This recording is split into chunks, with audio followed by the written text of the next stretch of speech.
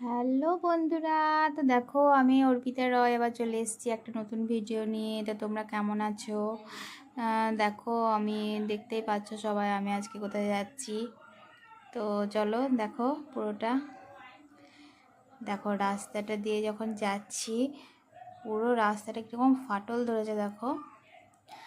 আর আমার তো খুবই ভালো লাগে এই গাড়িতে যেতে।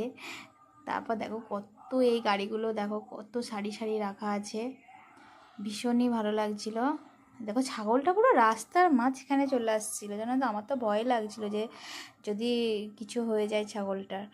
তো দেখো আমরা যাচ্ছি, দেখো একটা কত সুন্দর ডিজাইন বাড়ি, খুব ভালো লাগলো তাই একটু তুলে নিলাম।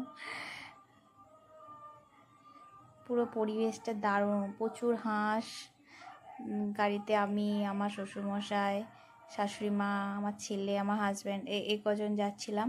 দেখো রেল লাইনটা যখন পার হচ্ছিলাম না, তো পুরো ক্যামেরাটা হিল ছিল, ভিডিওই করা যাচ্ছিল না, এত হিলাহিলি হচ্ছে। তারপরে দেখো পার হয়ে চলে আসলাম।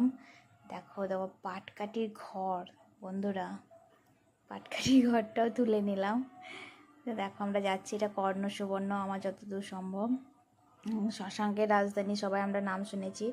শশাঙ্কের রাজধানী কর্ণ সুবর্ণ ছিল, তাই এই কর্ণ সুবর্ণ দিয়ে আমরা পার হয়ে যাচ্ছি গঙ্গাস্থানে। তো চলে যাচ্ছি এখনও পর্যন্ত একটাও পুকুর দেখতে পেলাম না, পুকুরের কোনো একটা চিহ্নই দেখতে পেলাম না, একটা পুকুর। দেখো মাঠটা কত সুন্দর, গাছপালাগুলো পুরো রাস্তার পাশে একদম ভর্তি গাছপালা, খুব ভালো লাগছিল। তারপর ওই দেখো একটা শেষমেশ একটাও পুকুর দেখতে পেলাম, তা আবার অনেকটা বড় একটা পুকুর, খুব ভালো লাগছিল। দেখো পুকুরটা পুরো মনে হচ্ছে গঙ্গা, কিন্তু এটা গঙ্গা নয়, এটা একটা পুকুর ছিল। দেখো কিন্তু পরিবেশটা খুব একটা ভালো ছিল না যতদূর। দেখো তো পাটকাঠি ঘরগুলো দেখেছো কত সুন্দর লাগছিল। তারপর শেষমেশ আমরা গঙ্গা ঘাটের কাছে পৌঁছে গেলাম। তো আমরা সবাই মিলে দেখো গাড়ি থেকে নেমে পড়েছি, তারপর যাচ্ছি। দেখো আমার হাজব্যান্ড তো পুরো ছুটছে, আমার তো ভীষণ এক্সাইটেড যে আমি গঙ্গাতে চান করব। গঙ্গাটা ভীষণই ভালো লাগে চান করতে গঙ্গাতে। দেখো দেখো একটা নৌকা যাচ্ছে দেখো, আর এখানে কাজ হচ্ছে দেখো।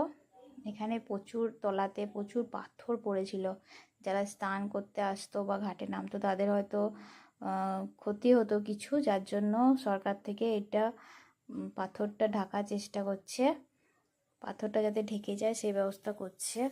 দেখো ঘাটটা কত সুন্দর, বাঁধানো ঘাট পুরো। দেখো সবাই ওই দেখো বস্তায় করে বালি না কি কিছু একটা ভরে ফেলছে যাতে পাথরগুলো চাপা পড়ে যায় এবং সবাই ঠিকভাবে স্নান করতে পারে। তো এটুকুই ছিল। থ্যাংক